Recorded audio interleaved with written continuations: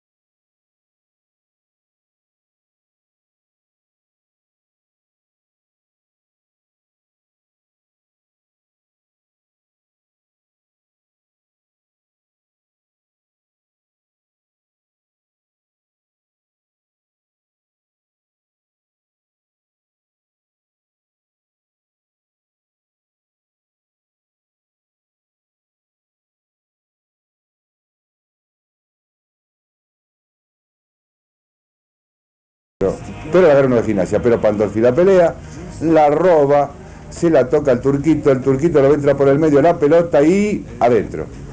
2-0 para la cuarta y toda la alegría de los chicos. Ahí está Morigi. El centro fue de Morigi, ¿no? Sí, sí. Yo decía Hussein, pero estoy un poco lejos del monitor. La alegría de todos. Bien, ¿eh?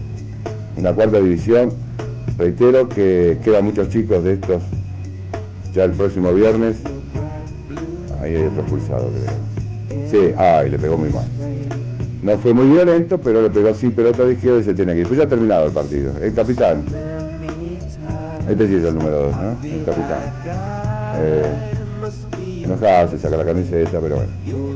No fue violento, pero fue un foul sin pelota, estaba amonestado, miró la amarilla y bueno, tenía otra amarilla y terminó el partido. 2-0, triunfo de la cuarta que se mantiene